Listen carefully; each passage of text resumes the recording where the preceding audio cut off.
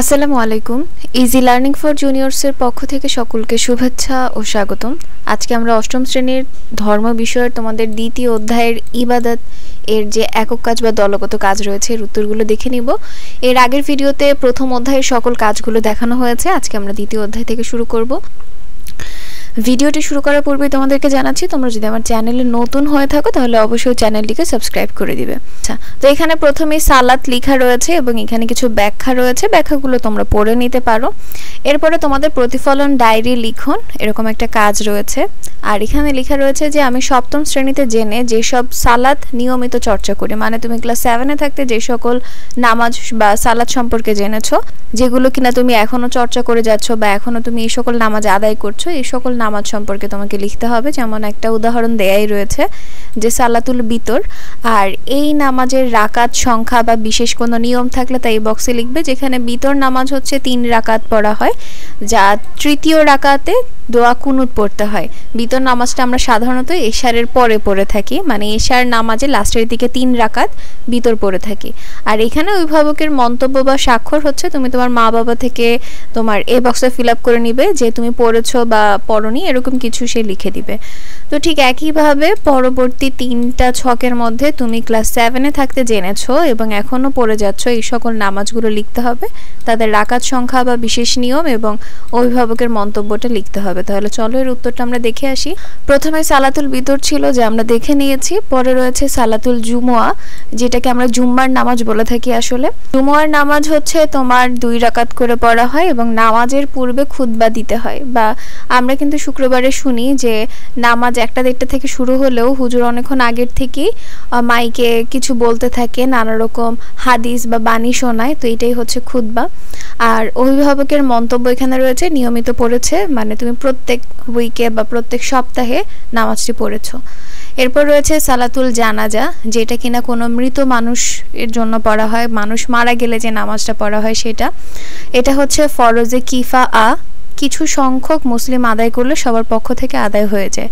একটা এলাকায় যদি কিছু সংখ্যক মানুষ জানাজার নামাজ পড়ে তাহলে বাকি সকলেই কিন্তু তাদের পক্ষ থেকে আদায়টা হয়ে যায়।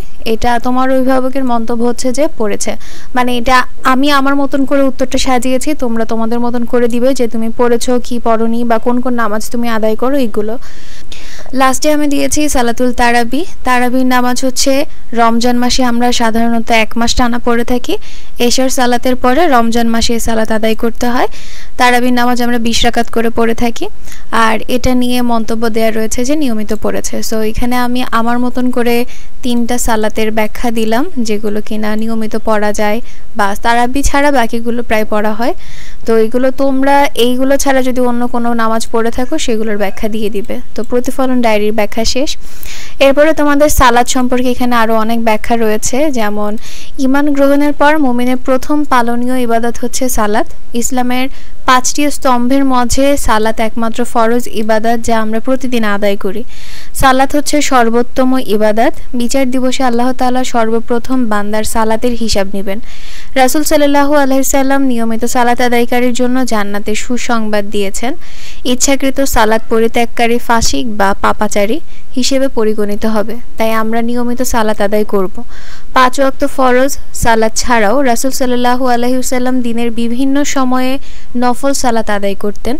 আমরা 6ষ্ঠ ও 7ম শ্রেণীতে ফরজ সালাত সহ অন্যান্য সালাত আদায় করা শিখেছি, সেগুলো অনুশীলনও করেছি। তারই ধারাবাহিকতায় বিভিন্ন নফল সালাত যেমন সালাতুল আওয়াবিন, সালাতুল তাহাজ্জুদ ইত্যাদি আদায় করা শিখব ও প্রয়োজনীয় যোগ্যতা অর্জন করব। তো এখানে সালাত যে কতটা গুরুত্বপূর্ণ তার কিছু ব্যাখ্যা এখানে আমরা পড়েই নিলাম। আর এরপরে নফল সালাতের কথা বলা রয়েছে। আমাদের সাধারণত প্রত্যেক দিন 5 ওয়াক্ত সালাত আমাদের জন্য ফরজ করা হয়েছে, যে আমাদেরকে অবশ্যই পড়তে হবে। আর নফল সালাত হচ্ছে যেটা পড়লে তুমি সওয়াব পাবে না, পাপ হবে না বা কোনো গুনাহ তোমার হবে না, তবে পড়লে কিন্তু অনেক সওয়াব পাবে। আর আমাদের নবীজি যখনই অবসর সময় পেতেন তিনি কিন্তু নফল সালাত আদায় করতেন। তো এখানে নফল সালাতের কিছু ব্যাখ্যা রয়েছে, যে নফল অর্থ কী বা নফল সালাতগুলো আসলে কেমন হয়ে থাকে। নফল সালাতের কিছু উদাহরণও দেওয়া রয়েছে, তোমরা অবশ্যই এই ব্যাখ্যাটুকু ভালো করে পড়বে।